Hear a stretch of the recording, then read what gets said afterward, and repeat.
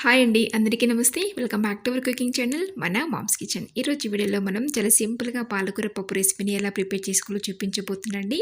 చాలా టేస్టీగా ఉంటుంది అండ్ చాలా తక్కువ టైంలో ఈజీగా ప్రిపేర్ చేసుకోవచ్చు. అన్నంతో పాటు రోటీ చపాతీలో కూడా చాలా టేస్టీగా ఉంటుంది. ఇప్పుడు ఎంతో టేస్టీగా ఉండే ఈ పాలకూర పప్పుని లేట్ చేయకుండా ఎలా ప్రిపేర్ చేసుకోవాలో చూసేద్దాం పదండి. ముందుగా ఈ రెసిపీ ప్రిపరేషన్ కోసం నేను ఇక్కడ ఒక ప్రెషర్ కుక్కర్ తీసుకున్నాను.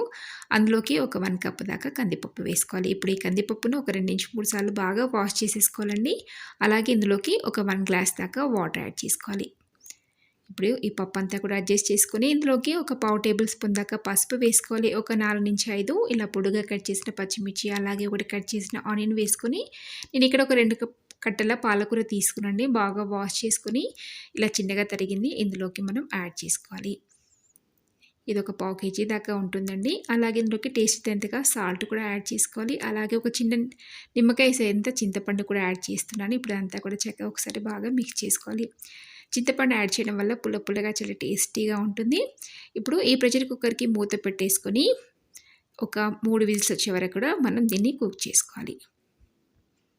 మనం పప్పుని ముందుగానే నానబెట్టి ఉంటే ఒక 2 విజిల్స్ మెత్తగా ఉడికిపోతుందండి. చూడండి, ఇక్కడ చక్కగా 3 విజిల్స్ వచ్చేసాయి కదా. ఇప్పుడు ఎగ్స్ ఫ్రిడ్జ్ అంతా కూడా తీసేసుకొని మూత తీసి చూసామంటే మన పప్పు అంతా కూడా చక్కగా మెత్తగా ఉడికిపోయి ఉంటుందండి. ఇదంతా కూడా ఒకసారి బాగా మిక్స్ చేసుకోవాలి.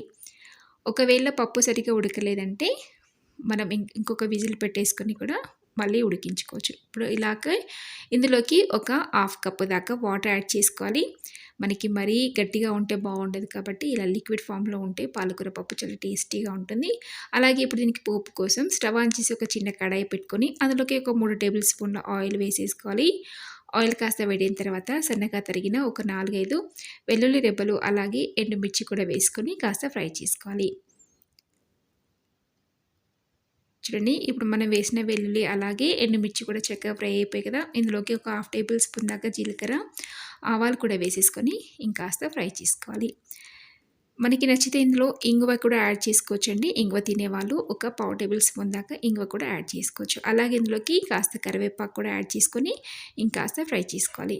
చూడండి, మన పోపు చక్కగా వేగిపోయింది కదా. మనం ముందుగానే ఉడికించుకున్న పప్పులోకి ఇదంతా కూడా వేసేసుకొని ఒకసారి బాగా మిక్స్ చేసుకోవాలి.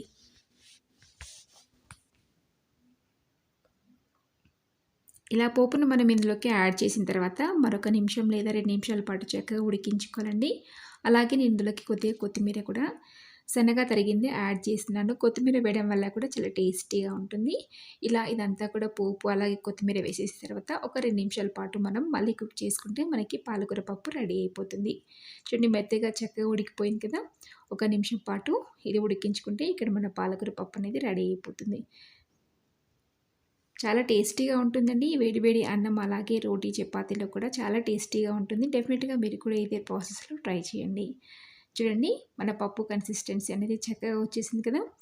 ఆల్మోస్ట్ ఇక్కడ మన పప్పు అనేది రెడీ అయిపోయిందండి. నేను ఇక్కడ ఒక స్టవ్ ఆఫ్ చేసుకొని ఒక బౌల్లోకి ట్రాన్స్ఫర్ చేస్తున్నాను. చాలా సింపుల్గా ఈజీగా రెడీ అయిపోయింది. ఇప్పుడు ఒక బౌల్లోకి ఇదంతా కూడా వేసేసుకోవాలి. చూసారు కదా ఫ్రెండ్స్, ఎంతో టేస్టీగా ఉండే పాలకూర పప్పు చాలా ఈజీగా రెడీ అయిపోయింది. చాలా తక్కువ టైంలో సింపుల్గా ప్రిపేర్ చేసుకోవచ్చు. టేస్ట్ అయితే చాలా బాగుంటుంది. అన్నం, రోటీ, చపాతీ దేంతో అయినా కూడా సర్వ్ చేయొచ్చు. మీరు కూడా డెఫినెట్గా ఇదే ప్రాసెస్లో ట్రై చేసి మీకు ఎలా వచ్చిందో నాతో కామెంట్ బాక్స్లో షేర్ చేసుకోండి. మీకు ఈ రెసిపీ నచ్చితే తప్పకుండా ఒక లైక్ చేయండి, షేర్ చేయండి, అలాగే సబ్స్క్రైబ్